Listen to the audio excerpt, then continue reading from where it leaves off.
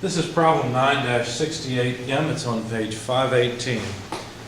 Use the superposition method to determine the reactions at all supports and draw the complete shearing force and bending moment diagrams.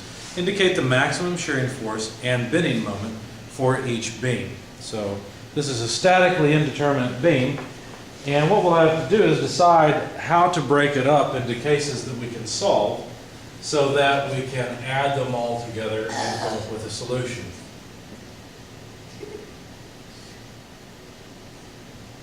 Okay, so let's see. We've got the reaction at A, reaction at C, reaction at D. None of these are given, of course. The distributed load across the width of the beam, and that distributed load is 40 kilonewtons per meter. And then there's a point load of 80 kilonewtons at 0.8 meters from one side, and there's a distance of 1.6 meters between the supports. So we're supposed to find all of the reactions and make the shearing and bending moment diagram. So let's do that. We'll start over here. We have to break it up into several cases, and so what I did is I went and looked for cases that I might be able to use to solve this. Here's one of the key cases, I would say, is this one. A23A. This is a case where we've got two reactions at A and at C, and what I'm going to do is use the reaction at, excuse me, what did I do wrong there? It should be E. Yeah, I have to modify my solution. Anyway, this is point E, as is, well, D would work. There's nothing in between. It doesn't matter too much, there's D, as long as we're consistent. The reaction at C I'm going to model as a point load P. Obviously I know that, you know, the way it's drawn is like this, but I can use this case A, where the load is actually centered in order to solve for what's going on in the center. Okay, now the other obvious one is the distributed load across the entire length of the beam. Okay, this distributed load of 40 kilonewtons per meter. This is case A23D. And then finally I've got the 80 kilonewton load to deal with as well. And so I chose case A23B as my last case. It's obviously the one you have to choose with the ones I've chosen so far, but in order to complete it and represent the entire scenario, the loading scenario. Okay, so there's 0.8 meters on this side, and there's 2.4 meters on this side. And I think that's everything. So now we're supposed to find the reactions and shearing and bending moment diagrams, all of that. Let's finish that off to make it clear. And so what am I going to do here? Well, notice that I've used a statically determinate loading scenarios in order to solve a statically indeterminate problem. Now there's one constraint that I have to include, and that is the fact that this center point is actually a reaction. And so the deflection at the center point must be zero. In other words, this load P has to be whatever load's necessary to make that point remain stationary. Okay, so that's essentially what I'm solving for. And that will give me my first reaction. After I get that first reaction, then it's just statics to get the other two reactions. So there's my solution strategy. So the deflection at the center for loading case B, if you go back and look it up, it's negative PBX over 6EIL times L squared minus B squared minus X squared.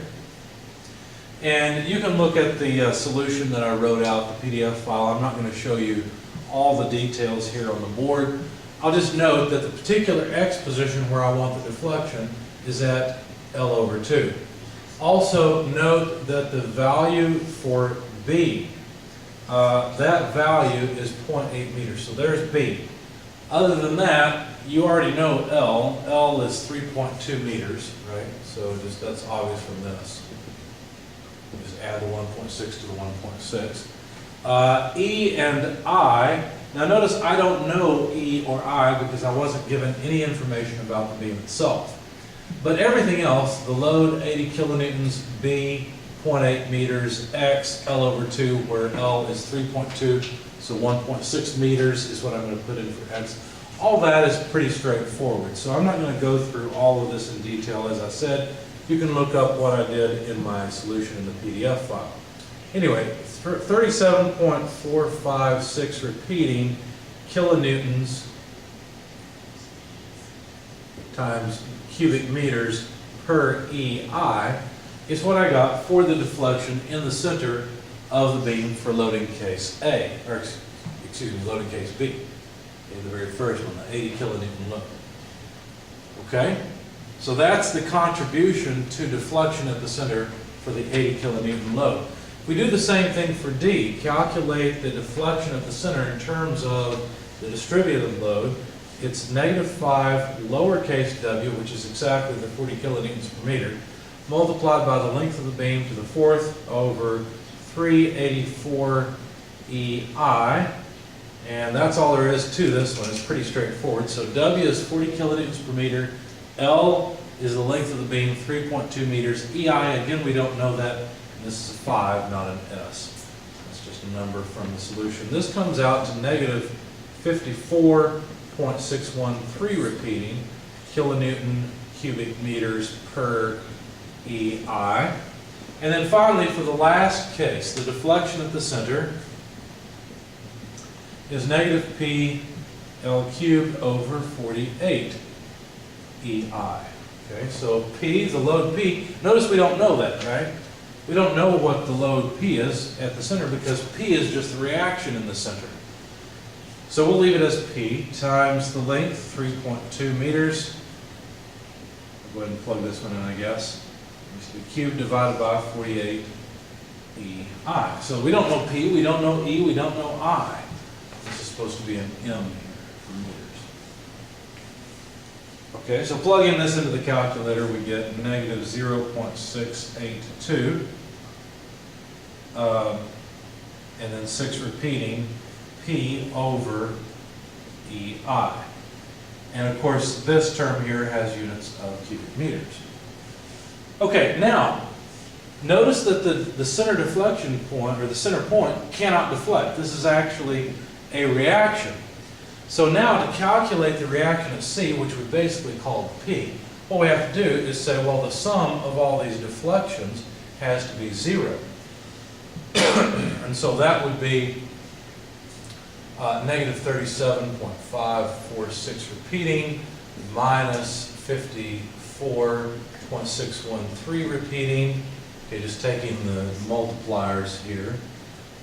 Minus 0.6826 repeating P divided by EI. But of course, it's not the EI that's giving us the 0. These are not infinite. So we can multiply through by EI and basically just not worry about that. So from this, we've got one equation, one unknown, where we can solve for the magnitude of P. And so the magnitude of P, when I solved for it, came out to -135 kilonewtons. What does that mean? Well, that means that the actual load at this point is up in this direction. Well, that's not really a surprise, right? We kind of expected that. All the externally applied loads are down. We'd expect all the reactions to be up. That just makes sense. So basically, the reaction at point C is 135 kilonewtons. Now, I didn't mean to put everything here. I forgot my strategy was going to be later on to draw the Shear and moment diagrams beneath this. So let me move everything over. The point in all this is that we've gone through a lot of work, but we've come up with one of the reactions, and that is the reaction at C, which is 135 kilonewtons. So now that we have that reaction, we don't care about deflection anymore. Now we just need to use statics and solve for the remaining loads. So let's sum moments about point A, taking this direction as positive. So summing moments about A, what do we have? Well, the first load I encounter is this 80 kilonewton load. It's providing a negative moment of 80 kilonewtons times a 0.8 meter moment arm. I'm not going to write in the units because it will get messy. I'll just note that the moment unit should be kilonewton meters. So there's the moment of this first 80 kilonewton load.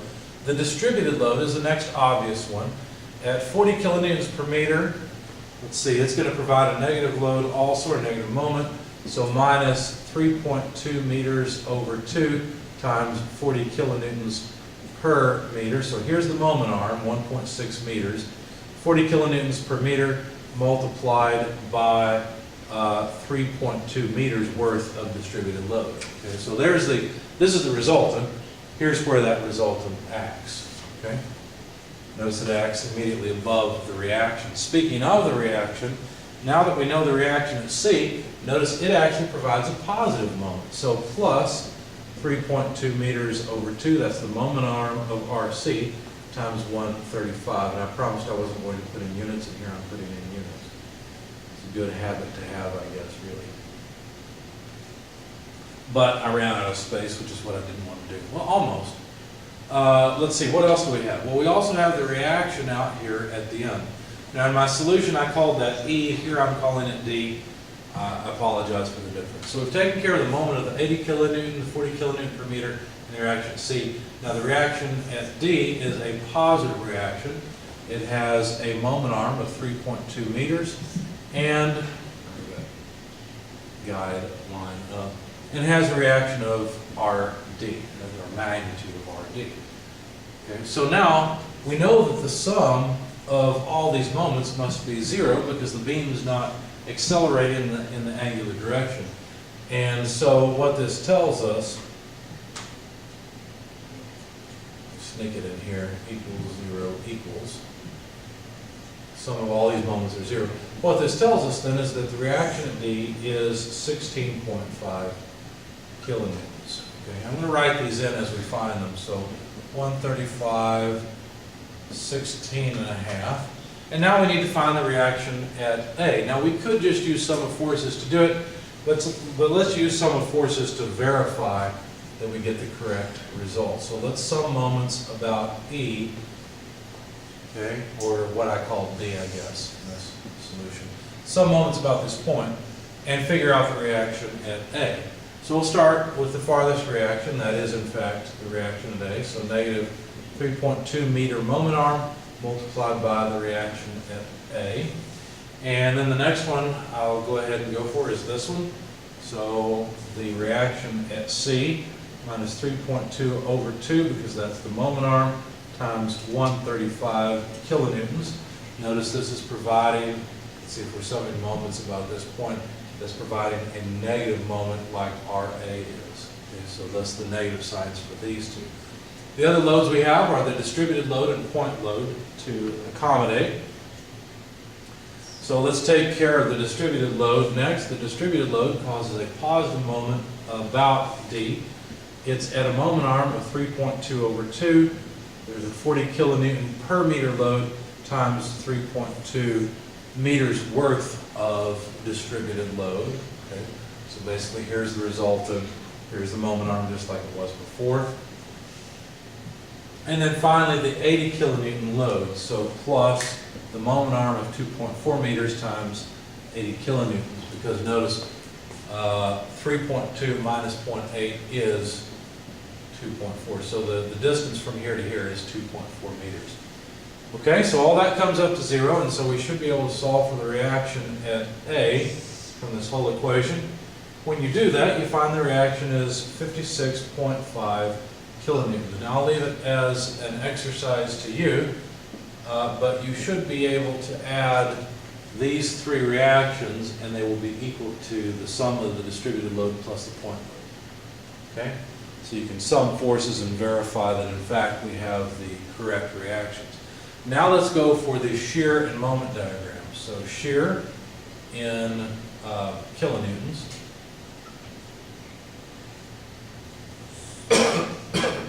Pardon me.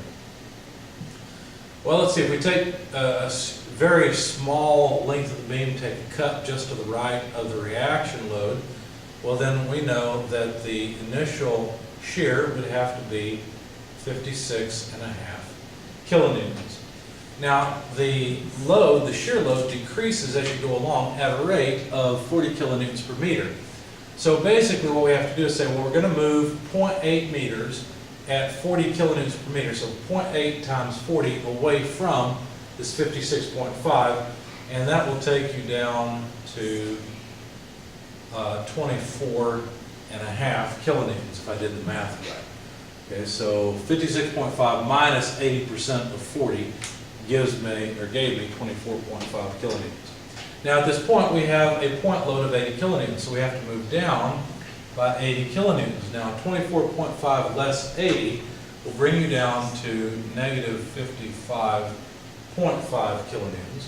And notice that the distributed load continues to increase the amount of force required, the shear force in the beam, to keep the beam in equilibrium. So the shear force continues to go negative at a rate of 40 kilonewtons per meter. So another 0.8 meters worth of 40 kilonewtons takes us down to, I'm going to line these up, takes us down to negative 87, let me move this, negative 87.5 kilonewtons.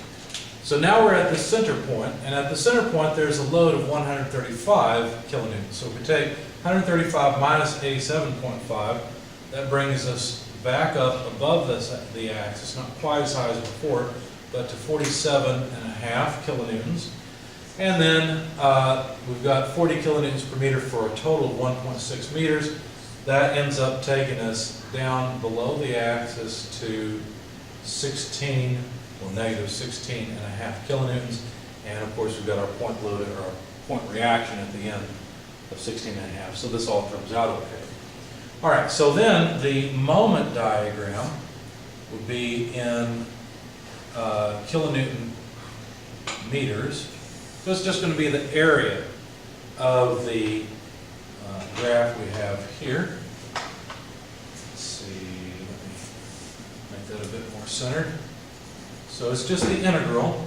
We're adding up area of this. So what area? Well, this area. That's the first bit. The moment starts at 0 because notice there's no way for there to be a moment at the left side of the beam. So the moment has to begin at 0. This area, how would you calculate it? Well, just take 56.5 plus 24.5, divide by 2, and then multiply by the base, which is 0.8 meters.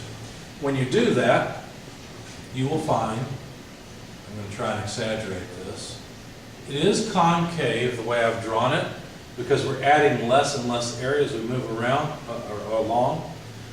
But we end up at 32.4 kilonewton meters. Now notice that it is discontinuous at this point because look, the shear represents the slope on the moment diagram. The slope is initially on this left-hand side, it is positive, but as soon as we move to the right-hand side of the point, the slope becomes negative. Okay, so this is discontinuous. Okay. Now we have to add up this area. This is negative area. So 55.5 plus 87.5 divided by 2 times 0.8 taken from 32.4 brings us down to 24.8 kilonewton meters. So this needs to go down, and it is concave still, okay, because we're adding more and more area. So the slope goes down farther and farther until we get down here. Okay? And then finally, we need this area. We've got a small problem. We don't know where it crosses. You can calculate where it crosses. It's pretty straightforward. All you have to do is say, well, it's going to cross when this load here has had enough distance. So basically, 40 kilonewtons per meter times x meters, okay, I don't know how many meters it is, will get rid of the whole 47.5 kilonewton shear load. Okay? So all you have to do is solve for x. So basically 47.5 over 40, that number comes out pretty close to 1. It's 1.1875 meters. Okay? So that's how I found the crossover point. The reason I need the crossover point is so I can figure out how much area is here, because this is all positive area. So 1.1875 times 47.5 divided by 2 gives you the area of this triangle. When you add that to the, well, really this is negative, the negative 24.8 kilonewton meters a moment, what you'll find is that you end up at 3.403 kilonewton meters. Of course, it's going to be concave like this. Now notice this point will be continuous, whereas this one's discontinuous, because look, the slope is decreasing, but the slope is not drastically different at this point, right? It's the same on this side as it is on this side. And then finally, the last bit is to calculate that area. Fortunately, that area comes out to 3.403, and so we come back to the axis just as we would expect at the end. Okay? So there's the shear and moment diagram for this beam, and that's the end of the problem, I believe. That's what they asked us for. It is important to note that these points are significantly different. This is continuous, this is discontinuous. It's also quite obvious this point's discontinuous, but you could read it off easily by saying, well, excuse me, on this side we've got a negative slope, and on this side we've got a positive slope. So it makes perfect sense.